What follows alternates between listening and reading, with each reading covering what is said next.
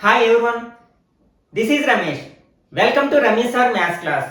ఈరోజు వీడియోలో అర్థమెటిక్లో భాగంగా మెన్సురేషన్ అండ్ పర్సంటేజ్ అనే కాన్సెప్ట్స్కి లింక్ చేస్తూ అడిగిన క్వశ్చన్స్ని సింపుల్గా ఎలా ఆన్సర్ చేయొచ్చు అంటే క్షేత్రమితికి అలాగే శాతాలకు సంబంధించిన కాన్సెప్ట్ని లింక్ చేస్తూ మనకి కాంపిటేటివ్ ఎగ్జామ్స్లో తరచుగా క్వశ్చన్స్ అడుగుతూ ఉంటారు. అట్లాంటి క్వశ్చన్స్ని మనం సింపుల్గా ఎలా ఆన్సర్ చేయొచ్చు అనేది డిస్కస్ చేద్దాం.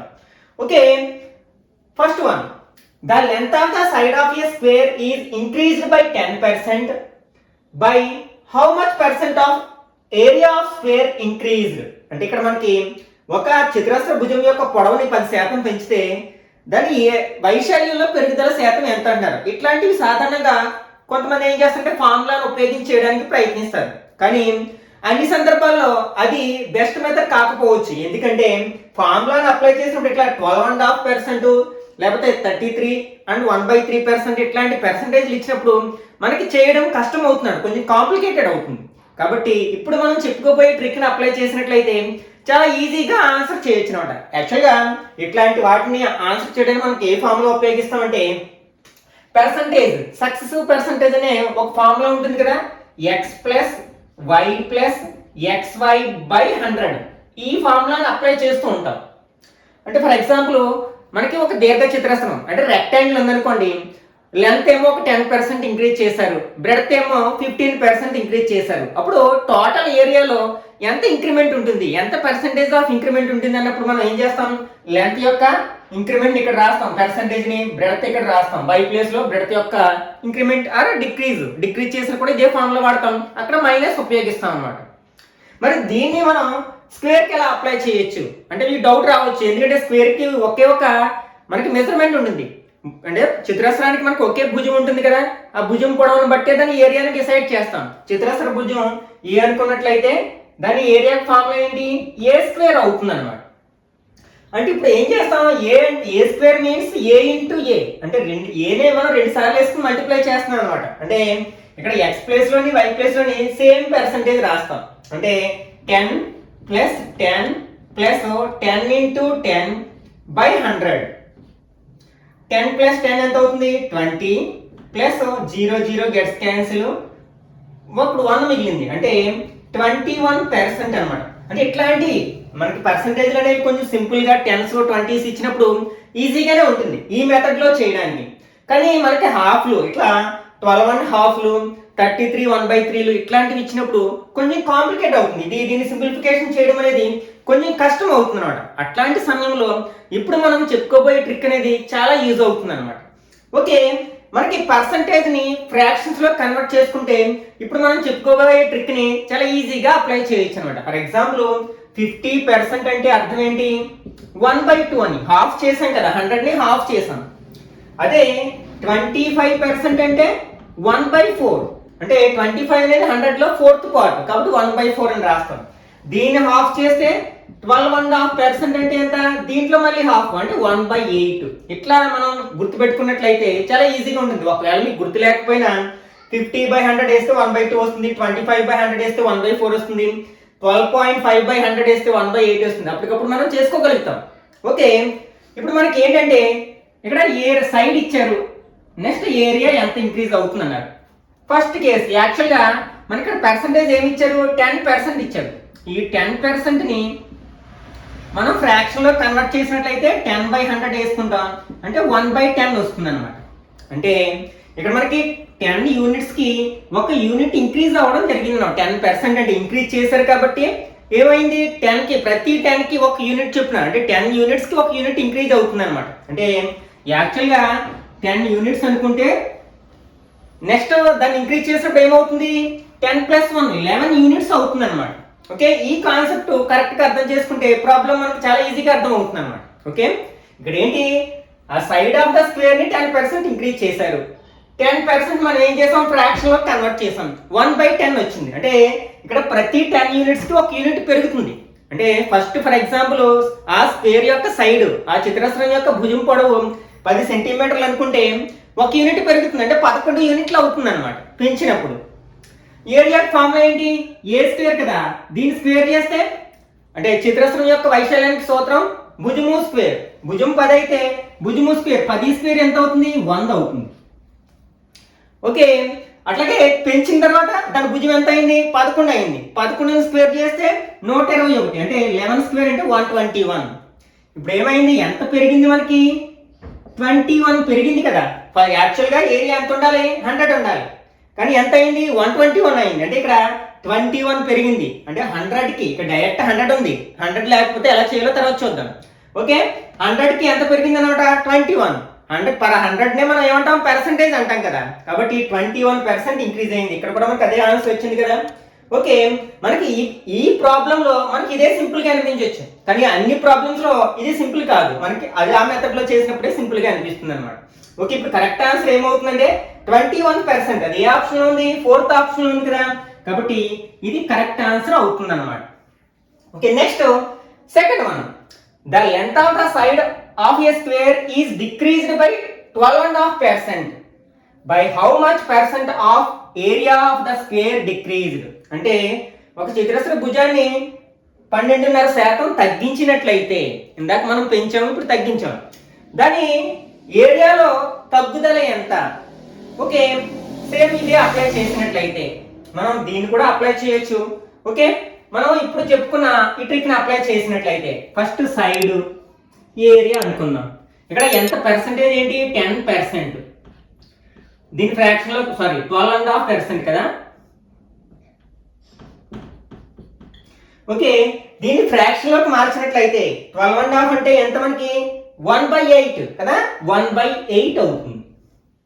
అంటే ఇక్కడ మనకి డిక్రీజ్ చేశారు, మైనస్ చేశారు కదా, డిక్రీజ్డ్ బై అన్నారు కాబట్టి తగ్గించబడింది. కాబట్టి 8 అయితే ప్రతి 8 యూనిట్స్ కి 1 యూనిట్ చొప్పున తగ్గుతుంది అనమాట. అంటే ఒరిజినల్ సైడ్ 8 యూనిట్స్ అయితే తగ్గించిన తర్వాత దాని సైడ్ ఎంత అవుతుంది 7 యూనిట్స్ అవుతుంది. ఎందుకంటే తగ్గించారు కాబట్టి మైనస్ చేసాం.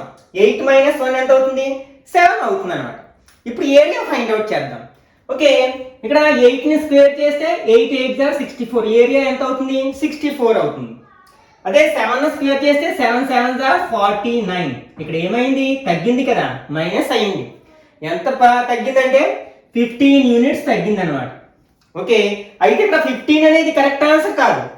ఎందుకని, ఇది 64 యూనిట్స్ కి 15 తగ్గింది, కానీ మనం పర్సంటేజ్ అంటే పర్ ఎవ్రీ 100 కి కాల్కులేట్ చేయాలి. ఓకే, ఇక్కడ మనకి 64 కి 15 కాబట్టి మనం దాని పర్సంటేజ్ లోకి ఏం రాస్తాం 15/64. ఇక్కడ ఎంత తగ్గింది 15 తగ్గింది. ఎంత యాక్చువల్గా ఎంత 64, పర్సంటేజ్ కాబట్టి ఇంటూ 100 వేస్తాం అన్నమాట. ఓకే, టేబుల్ కట్ చేస్తే 4 table 2 4s are 8, 25 times 4 table 16 times. Okay, 15 25s are ఎంత అవుతుంది 5 25s are 125, 5 12 ఉంది. 125s are 25 + 12 37/16. మనం 37 అంటే 375 ని మనం 16 తో డివైడ్ చేస్తే 2 16s are 32. Next 5 55, 4 16s are 48. ఇక్కడ ఎంత ఉంటుంది 7 ఉంటుంది కదా, 7 జీరో పెట్టుకుంటాం పాయింట్ పెట్టుకుని. ఎన్ని టైమ్స్ పోతుంది 4 16s are 64, అంటే 24.4 అప్రాక్సిమేట్లీ. అది ఎక్కడ ఉంది మనకి ఫస్ట్ ఆప్షన్ లో ఉంది కదా, కాబట్టి ఇది కరెక్ట్ వన్ అవుతుంది అనమాట. అవసరమైతే దీన్నే మనం ఇట్లా కూడా చేయొచ్చు అనమాట. అంటే ఇప్పుడు ఏం చేస్తాం డిక్రీజ్డ్ బై అన్నాం కాబట్టి మైనస్ వేసుకుంటాం అంతే. Okay, next third one. If the radius of a circle is increased by 20%, then the area of circle increased by. అంటే ఒక వృత్తం యొక్క రేడియస్ వ్యాసార్థాన్ని 10% 20% ఇంక్రీజ్ చేసినట్లయితే పెంచినట్లయితే దాని వైశాల్యంలో పెరుగుదల ఎంత. ఓకే, ఇప్పుడు మనకి 20% అంటే మీకు ఫ్రాక్షన్ లోకి మార్చడం తెలియదు అనుకోండి, అదే ఎంత ఈక్వల్ అవుతుందో తెలియదు అనుకోండి, జస్ట్ 25 100 వేస్తాం అంతే. 0 0 gets cancel, 2 table 1 time 5 times, అంటే 20% అంటే ఎంత మనకి 1/5 అని అర్థం. ఓకే, ఇక్కడ రేడియస్ ఏరియా, వ్యాసార్థము వైశాల్యం. యాక్చువల్గా ఇక్కడ ఎంత ఉండాలి, దాని యొక్క రేడియస్ 5 యూనిట్స్ ఇంక్రీజ్ చేసాం. అంటే 5 యూనిట్స్ కి ఎంత ఇంక్రీజ్ అయింది 1 ఇంక్రీజ్ అయింది, అంటే 5 + 1 ఎంత అవుతుంది 6 అవుతుంది అన్నమాట. ఓకే, ఇక్కడ మనకి ఏరియా ఫార్ములా ఏంటి πr². దేనికి సర్కిల్ ఏరియాకి ఫార్ములా πr². అంటే వృత్త వైశాల్యానికి ఫార్ములా పై ఆర్ స్క్వేర్. ఇక్కడ పై అనేది ఏంటి మనకి కాన్స్టెంట్, దాన్ని 22/7 ఆర్ 3.14 తీసుకున్నాం కదా, అంటే ఏరియా యొక్క వాల్యూ అనేది దీని మీద డిపెండ్ అవ్వదు, కాన్స్టెంట్ వల్ల మారదు అనమాట. అంటే స్థిరాంకం అంటాం కదా, దాని వల్ల మారదు. ఓన్లీ దేని వల్ల మారుతుంది, రేడియస్ వ్యాసార్థం వల్ల మాత్రమే మారుతుంది. కాబట్టి దాన్ని లెక్కలోకి తీసుకోవాలి, కాన్స్టెంట్స్ వదిలేస్తాం. అంటే ఆర్ స్క్వేర్ చేయాలి ఏరియా కావాలంటే. అంటే 5 స్క్వేర్ చేస్తే 25, 6 స్క్వేర్ చేస్తే 36. అంటే ఎంత ఇంక్రీజ్ అయింది ఇక్కడ, 11 ఇంక్రీజ్ అయింది. ఓకే, యాక్చువల్గా సర్కిల్ యొక్క రేడియస్ 5 యూనిట్స్ అయితే దాని ఏరియా ఎంత అవుతుంది, 25 యూనిట్స్ అవుతుంది. కానీ 10% ఇంక్రీజ్ చేయడం వల్ల దాని రేడియస్ ఎంత అయింది, 6 అయింది. అప్పుడు ఏరియా ఎంత అయింది, 36 అయింది. ఇప్పుడు ఏరియాలో ఇంక్రిమెంట్ ఎంత, పెరుగుదల 11. కానీ ఇది 11 ఆన్సర్ కాదు, ఎందుకని 25 యూనిట్స్కి 11 పెరిగింది. 100 యూనిట్స్కి మీరు సింపుల్గా ఎలా చేయొచ్చు, 25కి 11 కదా, ఈ 25 100 అవ్వాలి. ఏం చేయాలి, 4తో ఇంటూ చేయొచ్చు. అప్పుడు దీన్ని కూడా 4తో ఇంటూ చేసాం అనుకోండి, ఇది 100 అవుతుంది. 100కి ఎంత పెరుగుతుంది, 44 పెరుగుతుంది అనమాట, 44% పెరుగుతుంది. లేకపోతే ఇంతకు ముందు చెప్పిన మెథడ్లో కూడా చేయొచ్చు అనమాట. ఇక్కడ మనకి ఇంక్రిమెంట్ ఎంత, 11 బై ఎంతకి, 25కి ఇంటూ పర్సంటేజ్ కదా, పర్సంటేజ్లో మారుస్తాం కాబట్టి ఇంటూ 100 వేసుకుంటాం. 25 టేబుల్ 100లో 4 టైమ్స్, 4 11s are 44. ఇట్లా చేసినా మనకి అదే ఆన్సర్ వస్తుంది. ఓకే, ఇక్కడ కరెక్ట్ ఆన్సర్ ఏదవుతుంది, సెకండ్ ఆప్షన్ అవుతుంది కదా. Okay, next 4th one. The length of the side of a square is increased by 12.5%. Then find the percent of change in its perimeter. అంటే ఒక స్క్వేర్ యొక్క చతురస్రం యొక్క భుజాన్ని 12.5% పెంచినట్లయితే దాని చుట్టుకొలతలో పెరుగుదల శాతం ఎంత అన్నారు. ఓకే, మనం ఇక్కడ ఒకసారి చతురస్రం గురించి మాట్లాడుకుంటే దాని సైడ్ ఏ అనుకుందాం, భుజం పొడవు ఏ అనుకుంటే మనకి పెరిమీటర్ పి అనే లెటర్తో సూచిస్తాం కదా చుట్టుకొలతని. ఫార్ములా ఏంటి యాక్చువల్గా, 4a. అంటే ఈ 4 అనేది కాన్స్టెంట్ నెంబర్, అంటే దీనివల్ల దాని యొక్క చుట్టుకొలత ఇన్ఫ్లుయెన్స్ అవ్వదు, ప్రభావితం అవ్వదు కాన్స్టెంట్ వల్ల. ఇక్కడ ఇంక వేరియబుల్ ఏంటి, చరరాశి ఏ. అంటే పెరిమీటర్ కూడా ఏమవుతుంది, ఏ అవుతుంది. అంటే మనకి ఇక్కడ సైడ్ ఎంత ఉంటుందో పెరిమీటర్ కూడా అంతే ఉంటుంది, అంటే అంతే పెరుగుతుంది. అంటే సైడ్ యొక్క పొడవు, అంటే భుజం యొక్క పొడవు ఎంత పెరిగితే చుట్టుకొలత కూడా అంతే పెరుగుతుంది. ఎందుకంటే ఇక్కడ కాన్స్టెంట్ వల్ల ప్రభావితం కాదు కాబట్టి ఇక్కడ మనకి ఆన్సర్ ఏమో దీన్ని ఏం కాల్కులేషన్ చేయాల్సిన అవసరం లేదనమాట. మనకి మెన్సురేషన్లో ఫార్ములాస్ అర్థమైనట్లయితే ఇట్లాంటి క్వశ్చన్స్ చాలా ఈజీగా ఆన్సర్ చేయొచ్చు అనమాట. అంటే మనకి చుట్టుకొలత కూడా పెరిమీటర్ కూడా ఎంత పెరుగుతుంది, 12.5 పెరుగుతుంది అనమాట. ఇలా మనకి అలాగే డిక్రీజ్మెంట్ చేయడం అంటే తగ్గినప్పుడు కూడా సేమ్ అంతే తగ్గుతుంది. అట్లాగే మనకి సర్కిల్ కూడా చెప్పవచ్చు అనమాట. సర్కిల్ యొక్క పెరిమీటర్ని మనం ఏమంటాం, సర్కంఫరెన్స్ అంటాం. అంటే వృత్త పరిధి అంటాం కదా. వృత్తం యొక్క వ్యాసార్థాన్ని ఒక 10% పెంచినట్లయితే దాని పరిధి ఎంత శాతం పెరుగుతుందంటే మనకి వృత్త పరిధికి ఫార్ములా ఏంటి, 2πr కదా. అయితే ఇక్కడ మనకి ఇది ఏంటంటే కాన్స్టెంట్, రెండు కాన్స్టెంటే, పై కూడా కాన్స్టెంట్ ముందు చెప్పుకున్నాం కదా. అంటే దేని మీద ఇన్ఫ్లుయెన్స్ అవుతుంది, మనకి ఆర్ వల్ల ఇన్ఫ్లుయెన్స్ అవుతుంది. ఏంటి, సర్కంఫరెన్స్ ఆఫ్ ఎ సర్కిల్, అంటే వృత్తం యొక్క పరిధి, దాన్ని చుట్టుకొలత అంటాం. అంటే ఇక్కడ దీనికి ఆర్ స్క్వేర్ లేదు, ఏమీ లేదు కదా, కాబట్టి సేమ్ అది కూడా అవుతుంది, సేమ్ అదే శాతం పెరుగుతుంది. అంటే ఒక వృత్తం యొక్క వ్యాసార్థాన్ని 10% పెరిగితే దాని సర్కంఫరెన్స్ పరిధి కూడా అంతే శాతం పెరుగుతుంది. ఈ ఫార్ములాని బట్టి మనం డిసైడ్ చేయొచ్చు అనమాట. Next 5th one. The length and breadth of a rectangle are increased by 10% and 20% respectively. By how much percent the area of rectangle increased. అంటే ఒక దీర్ఘచతురస్రం యొక్క పొడవు వెడల్పులు వరుసగా 10%, 20% పెంచితే దాని వైశాల్యంలో ఎంత శాతం పెరుగుదల కనిపిస్తుంది అంటారు అనమాట.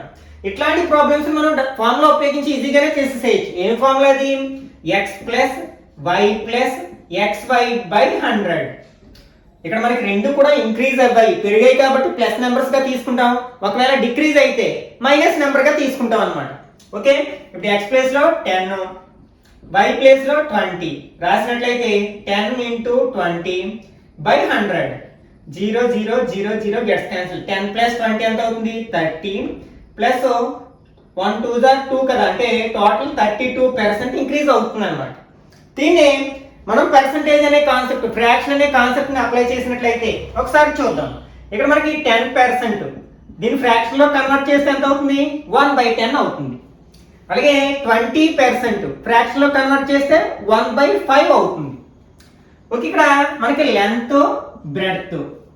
లెంత్ ఫర్ ఎగ్జాంపుల్ 10 యూనిట్స్ అయితే ఎంత పెరిగింది, 1 యూనిట్ పెరిగింది, 10 యూనిట్స్ ఇంక్రీజ్ అంటే కాబట్టి ప్లస్ చేస్తాం అంటే 11 అవుతుంది.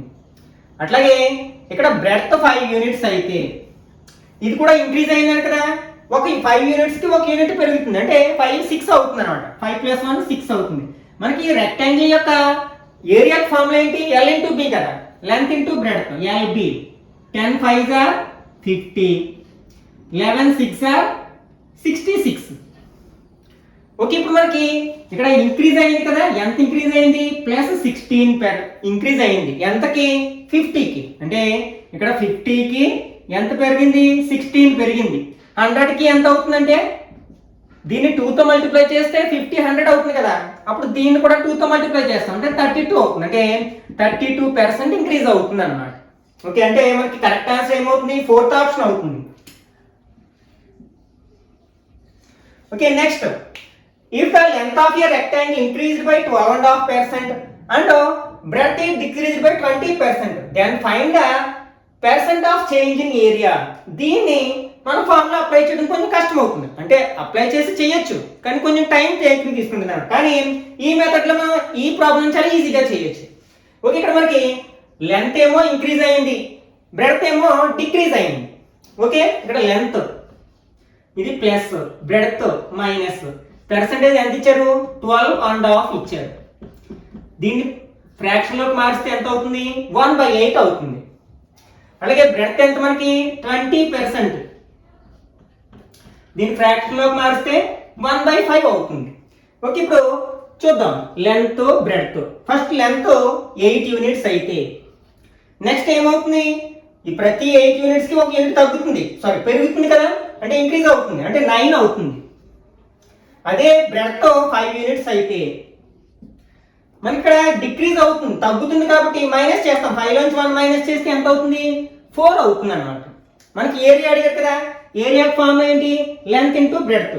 8 5s are 40, 9 4s are 36. ఏమైంది ఇక్కడ డిక్రీజ్ అయింది, ఎంత డిక్రీజ్ అయింది 4 డిక్రీజ్ అయింది. అంటే ఇక్కడ 40కి 4 డిక్రీజ్ అయింది, 40కి ఎంత డిక్రీజ్ అయింది 4 డిక్రీజ్ అయింది. 100కి ఎంత అవుతుంది అంటే 4/40 పర్సెంటేజ్ కాబట్టి ఇంటూ 100. 0 0 gets cancel. 4 టేబుల్ 4లో 1 టైం 1 × 10 ఎంత అవుతుంది 10% అనమాట. అంటే ఇక్కడ మనకి ఏరియా ఎంత పర్సెంటేజ్ ఇంక్రీజ్ అవుతుంది డిక్రీజ్ అవుతుంది, తగ్గింది కదా, డిక్రీజ్ అవుతుంది 10% డిక్రీజ్ అవుతుంది అనమాట. అది ఏ ఆప్షన్ లో ఉంది, సెకండ్ ఆప్షన్ లో ఉంది కదా, కాబట్టి ఇది కరెక్ట్ ఆన్సర్ అవుతుంది అనమాట. Okay, next, the 7th one. If the length and breadth of a rectangle are decreased by 16 2/3% and 25% respectively, then the percent of change in its area. రెండు తగ్గించబడినాయి కాబట్టి తగ్గుతుందని అర్థమైపోతుంది మనకి. ఒక దీర్ఘచతురస్రం యొక్క పొడవు వెడల్పు రెండింటినీ కూడా, పొడవునేమో 16 2/3% తగ్గించారు, వెడల్పునేమో 25% తగ్గించారు. అయితే దాని వైశాల్యంలో మార్పు రెండు తగ్గించారు కాబట్టి ఏరియా కూడా తగ్గుతుంది. ఇక్కడ మనకి ఇంక్రీజ్ అనే ఛాన్స్ లేదనమాట, ఎందుకంటే రెండు పొడవు వెడల్పు రెండు తగ్గించారు కాబట్టి. ఓకే, ఇక్కడ మనకి ఫస్ట్ ఏంటంటే లెంత్ ఇది మైనస్ చేయబడింది. యాక్చువల్గా పర్సెంటేజ్ ఎంత ఇచ్చారు 16 2/3% ఇచ్చారు. అలాగే బ్రెడ్త్ కూడా తగ్గించారు, ఎంత శాతము 25%. దీన్ని మనం ఫ్రాక్షన్ లోకి మారిస్తే 1/6 అవుతుంది, దీని ఫ్రాక్షన్ లోకి మారిస్తే 1/4 అవుతుంది. మీకు ఒకవేళ గుర్తులేదు అంటే 16 2/3% ఫ్రాక్షన్ ఎంత అవుతుందంటే మార్చుకుంటాం, 100తో డివైడ్ చేస్తాం. అసలు ఫస్ట్ ఇది ఎలా ఉంది మనకి ఇంప్రాపర్ ఫ్రాక్షన్, అపక్రమ భిన్నంలో ఉంది, మిశ్రమ భిన్నంలో ఉంది కాబట్టి దాన్ని అపక్రమ భిన్నంలోకి మార్చేస్తాం.